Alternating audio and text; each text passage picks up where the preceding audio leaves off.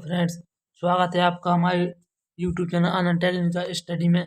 तो आज हम फिर से एक और वीडियो लेकर आए हैं जो कि हिंदी कक्षा 10 एवं 12 की बहुत महत्वपूर्ण वीडियो है। और ये वीडियो निबंध निबंध कैसे लिखते हैं और निबंध के बारे में आज मैं बताऊंगा आपको।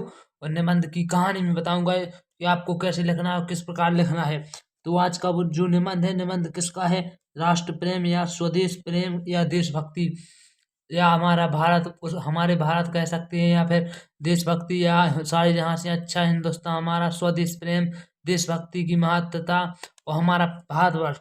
इतने निबंधों में से कोई एक निबंध लिख सकते हैं, जैसे कि राष्ट्र प्रेम यानी कि देश के प्रति प्रेम, स्वदेश प्रेम या देशभक्ति, स्वदेश प्रेम या देशभक्ति, और अथवा में हमारा प्यारा भारतवर्ष, अथवा देशभक्ति की महत्ता, अथवा स्वदेश प्रेम, अथवा सारे जहाँ से अच्छा हिंदुस्तान हमारा। हम इतना सारे का निबंध आज हम इस वीडियो में देखेंगे और इसके सभी टॉपिक देखेंगे, कितने टॉपिक लिखने होते हैं और कैसा लिखना होता है, जो आपको पूरी वीडियो में मैं आपको बताने जा रहा हूँ। तो आप खुद देख सकते हैं ये प्रश्न कितनी बार आया है, ये निबंध।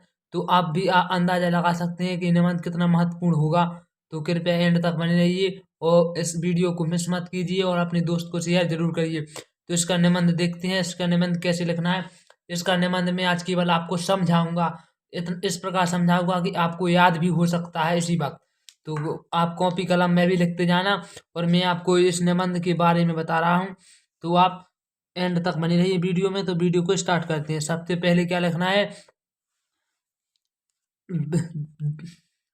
सबसे पहले लिखना है निबंध का नाम, यानी कि किस पर निबंध लिख रहे हैं उस नाम लिखना है सबसे पहले हेडिंग में।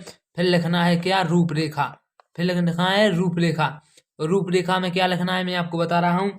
रूपरेखा में लिखना है, आप जितने भी हेडिंग लिख सकते हैं, यानी कि 3 या 4 या 5 या 6, जितने भी आप हेडिंग लिखना सकते हो, तो रूपरेखा में नंबर बाई नंबर लिख सकते हैं। और फिर आप अपनी हेडिंग में लिखकर उसके बारे में लिख देना। तो मैं इसके रूपरेखा बताता हूँ।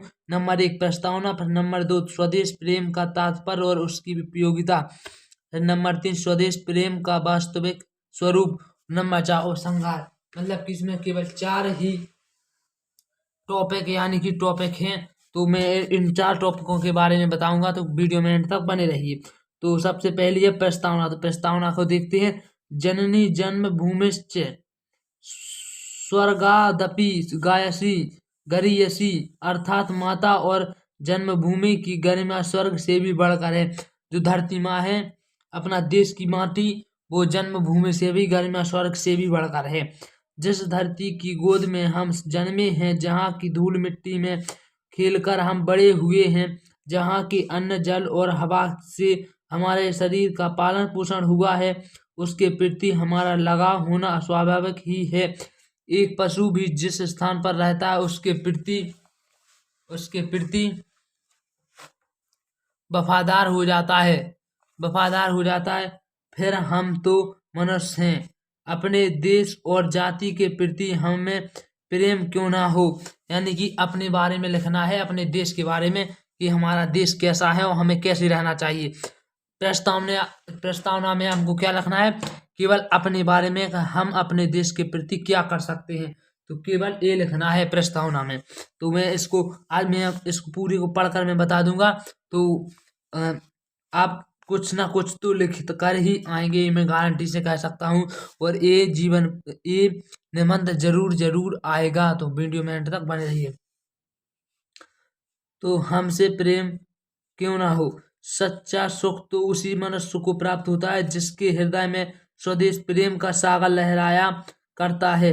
अपने देश के कल्याण के लिए अपना सब कुछ न्यौछावर करने में जो सुख मिलता है, देश की बलि दे बेदी पर हंस हंस कर अपने प्राणों को न्यौछावर करने में जो आनंद मिलता है, उसे सच्चे शहीद की आत्मा ही जानती है, यानी कि जानती है। जो हंस हंस कर प्राण न्यौछावर कर दिया अपने देश के ऊपर, उसको ही सच्चा शहीद कहते हैं। ये वो कह रहा है। जिनमें केवल प्रस्तावना में क्या लिखना है? ये लिखना है कि हमारा देश के प्रति क्या क्या महत्व है, यानी कि हम क्या क्या देश के प्रति कितना प्रेम करते हैं और क्या कर सकते हैं। तो जिनमें देश प्रेम नहीं होता और जो अपने क्षुद्र स्वार्थों की सिद्धि के लिए देश का बड़ा से बड़ा अहित करने की ताक में रहते हैं, उन्हें देशद्रोही कहते हैं। जो देश का बुरा भला सोचते हैं या देश के बारे में कोई गलत मनत बातें करते हैं, उसी को देशद्रोही कहते हैं। ये शत्रुओं से मिलकर अपने देश का भेद बतलाते हैं। तस्करी और चोरबाजारी द्वारा अपने देश की आर्थिक व्यवस्था को चरमरा देते हैं। जयचंद और मानसिंह प्रत्येक युग में होते आए हैं और होते रहेंगे।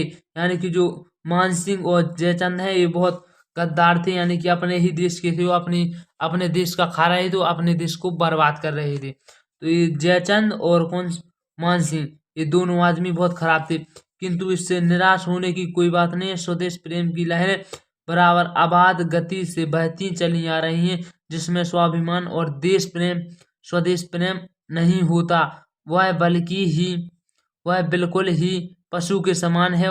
वह जीवित होकर भी मृतक के समान है। ये एक 2 लाइनों की कविता है, तो मैं आपको सुनाकर बताता हूँ। 2 लाइनों की कविता है, तो मैं आपको बताता हूँ। जिसको ना निज गौरव तथा निज देश का अभिमान है, वह नर नहीं नर पशु नरा है और मृतक समान है। ये मैथिली शरण गुप्त द्वारा लिखी गई है।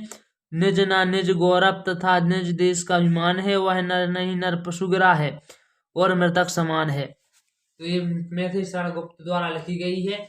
और ये बस आपको ये नहीं लिखना है, मैंने इतना आपको पढ़कर बताया है, तो इतना में से आप कुछ ना कुछ लिख सकते हैं। मैं ये नहीं कह रहा कि आपको पूरा ही लिखना है। आप 3 लाइनें 4 लाइनें, मतलब कि जो 4 हेडिंग मैंने आपको बताई, ये आप 4 हेडिंग ही आप याद कर ले आएंगे, तो आप 2 पेज आराम से भर सकते हैं। तो आपको 1.5 पेज और 2 पेज ही आपको भरना है, ज़्यादा नहीं भरना है। एक साइड से 2 पेज ही भरना है केवल। फिर हेडिंग नंबर 2 क्या है? स्वदेश प्रेम का तात्पर्य और उसकी उपयोगिता। इसके बारे में भी मैं आपको बताता हूँ, इसमें क्या क्या लिखना है, क्या क्या लिखा है। और तो इसके बारे में बताता हूँ। स्वदेश प्रेम से तात्पर्य देश के लिए केवल मर मिटना ही नहीं, बल्कि अपनी सेवाओं द्वारा देश की आर्थिक, सामाजिक, सांस्कृतिक आदि विभिन्न पक्षों का भी विकास करना स्वदेश प्रेम का ही द्योतक है। आज देश स्वतंत्र है, हमें आज सबसे बड़ा संघर्ष गरीबी से करना है। यदि हम आत्मनिर्भर होने के लिए जी जान से प्रयत्नशील हैं, तो यह हमारा बड़ा स्वदेश प्रेम होगा।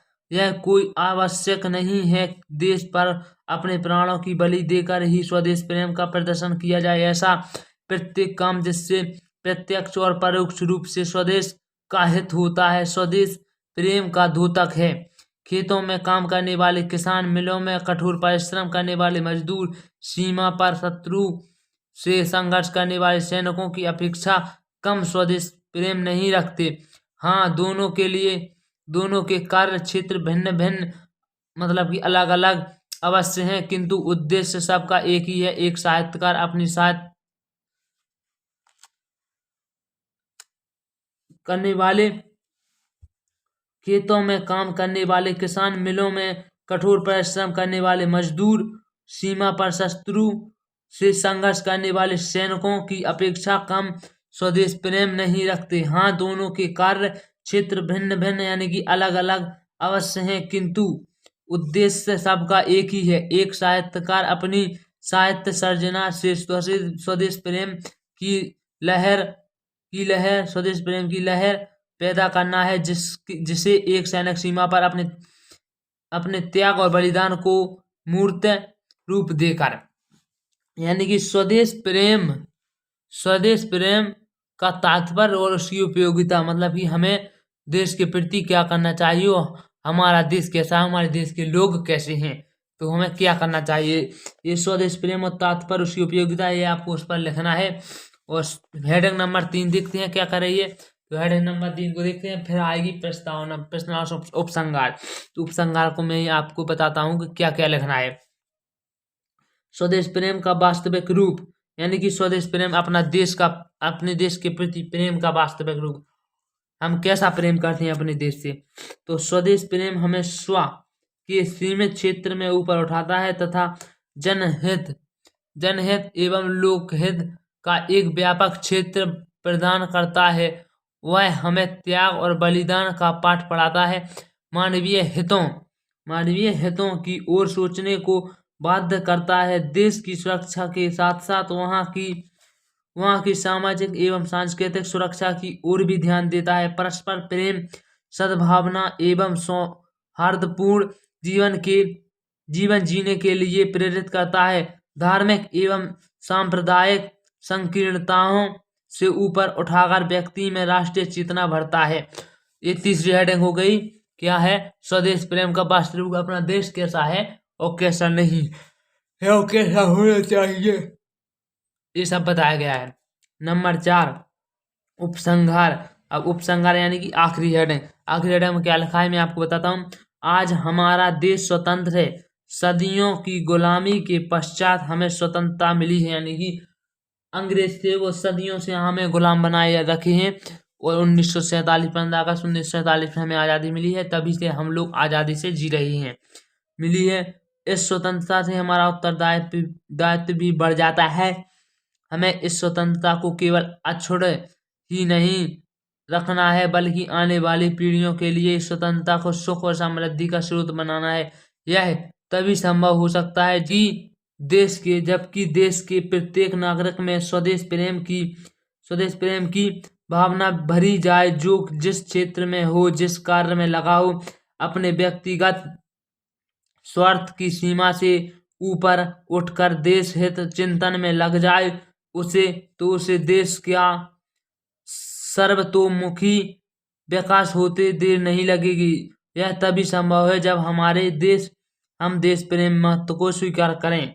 यानी कि उपसंहार में आपको क्या लिखना है, इसमें हम देश के प्रति कितना प्रेम करते हैं और देश के प्रति कितना घृणा करते हैं, इसके बारे में उपसंहार में लिखना होता है। तो मैंने आपको एक कहानी बताई है, जमन की कहानी बताई है और देश के प्रति एक कहानी बताई है। तो आई होप आपको वीडियो अच्छी लगी हो। एक बार आप कहानी फिर से सुन लें तो आपको अच्छे से याद हो जाएगी थोड़ी बहुत। तो मिलते हैं अगली वीडियो की तरफ, तब तक के लिए जय हिंद, जय भारत।